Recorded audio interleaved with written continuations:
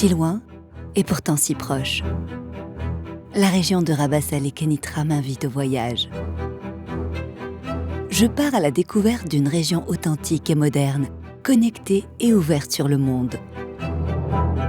Voici Rabat, la ville capitale bâtie sur les rives du fleuve Bouregreg et de l'océan Atlantique.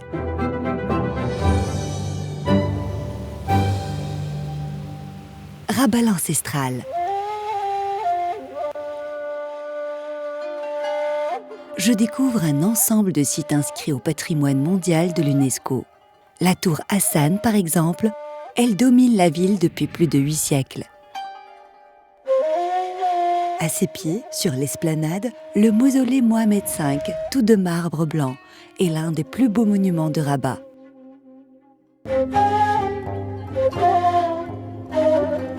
Je longe l'oued Bouregreg vers l'océan jusqu'à la porte Bab el-Kébir.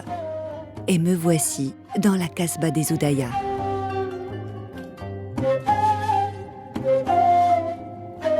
Je déambule dans ces petites ruelles pavées, bordées de maisons bleues et fleuries. Je peux ressentir toute l'âme andalouse de Rabat. Sur une petite esplanade, je découvre un superbe panorama sur l'estuaire du Bouregreg. Quelle tranquillité!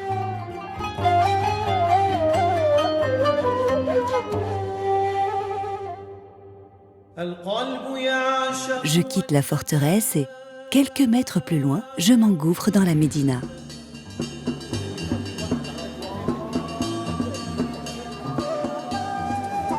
Je me perds dans un labyrinthe de ruelles.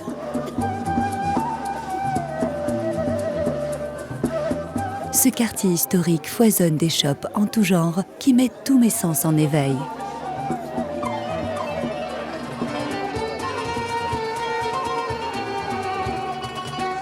Je pousse les portes d'un riad pour y savourer des plats traditionnels. Un vrai régal.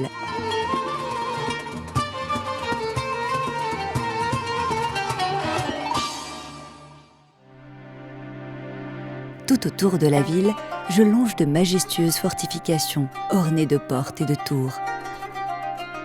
Non loin de là, un peu à l'écart de la ville, des murailles s'élèvent. Je découvre avec émerveillement le Chela, un site mérinide situé sur une ancienne ville romaine. Et voici Rabat la moderne. Elle a tout d'une métropole mondiale. Dans le centre-ville, je découvre un patrimoine architectural exceptionnel qui mélange les styles art déco et néo-mauresque.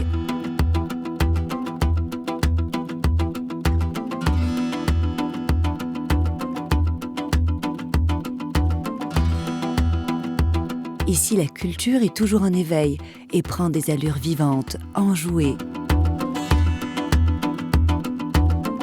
Comme en témoigne le musée Mohamed VI, consacré à l'art moderne national, un lieu incontournable.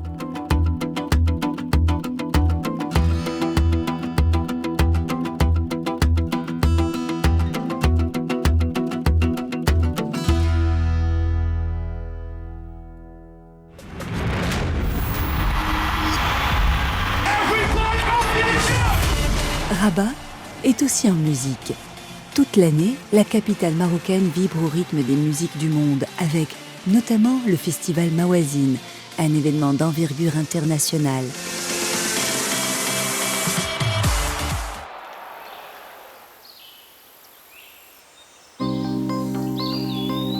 Je quitte la ville pour un moment d'évasion dans un lieu mythique, le Royal Golf Dar es Salaam.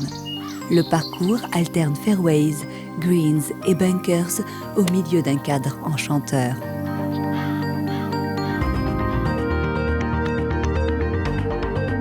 À 10 minutes de là, dans l'arrière-pays des Émours, Zaïre, je découvre un paysage naturel préservé.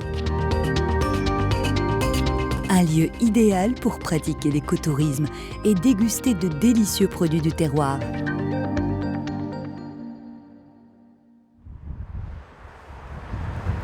Depuis Rabat, je longe la côte jusqu'aux magnifiques plages de Temara et Skirat.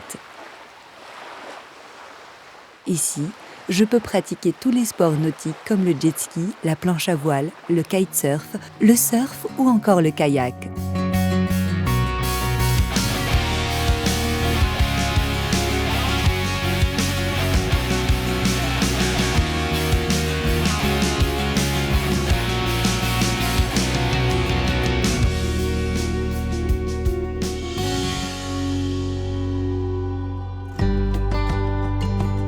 De retour à Rabat, je traverse en barque l'embouchure du Bouregreg pour me rendre à Salé, ville millénaire.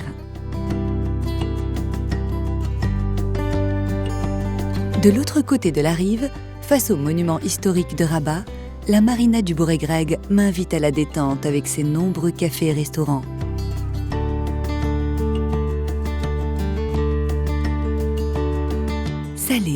Salé mérite le détour, notamment pour sa médina qui a conservé un riche patrimoine.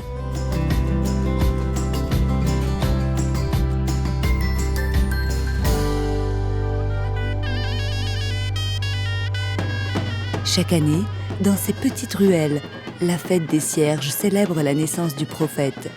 Cette cérémonie ancestrale reflète un riche patrimoine culturel immatériel.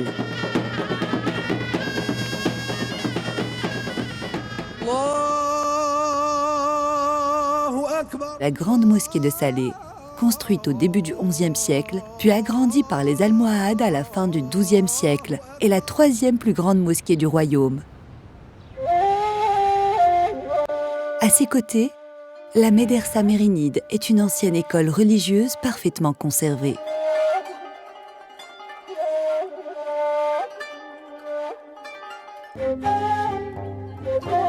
À Salé, le complexe artisanal d'Oulja est dédié à la poterie. Une centaine d'artisans confectionnent tagines, vases, luminaires et bien d'autres trésors. Impossible pour moi de repartir les mains vides.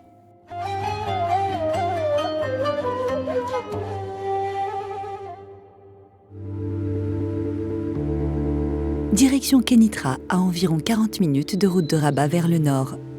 Sur la route, je fais une halte à Bouknadel. Les jardins exotiques de Sidi Bouknadel sont incroyables. Ici, il y a des espèces végétales issues de tous les coins du monde.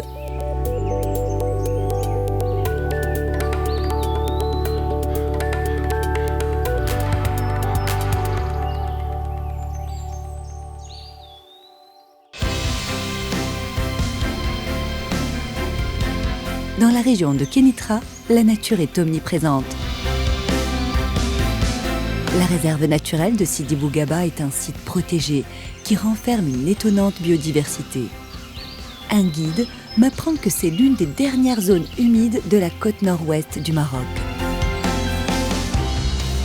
Plus loin, dans les terres, la forêt de la Mamora est considérée comme la plus grande et la plus vaste forêt de chênes-lièges des territoires méditerranéens. La promesse de superbes balades. Encore plus au nord, à 50 km de Kénitra, je suis séduite par Moulay Bousselam, un petit village de pêcheurs. Sa lagune, Mer Jazega, est un site ornithologique de renommée mondiale. C'est l'occasion d'une balade en barque à la découverte d'oiseaux migrateurs.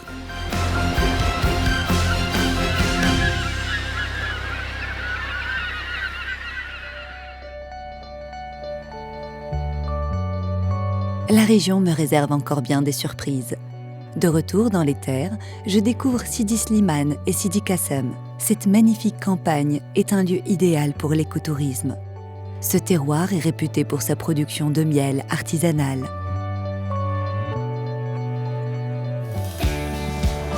À 60 km plus au sud, la route est vallonnée jusqu'à Kémisset. À 15 km de la ville, le lac d'Aït Eroumi est un site naturel idéal pour la pêche et les sports nautiques.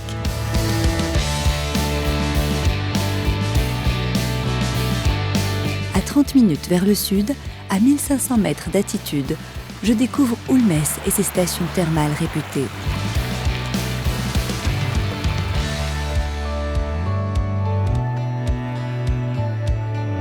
Kémisset est une ville paisible qui séduit par son artisanat, notamment les tapis berbères de la région.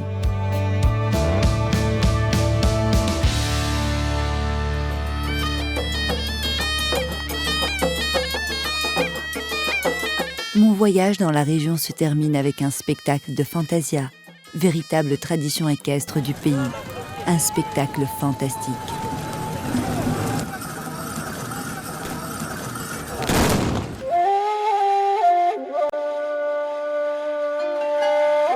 Des images plein la tête. Mon périple se termine ici, sur les bords du Bourregreg. La région de Rabat, Salé, Kénitra m'a totalement séduite.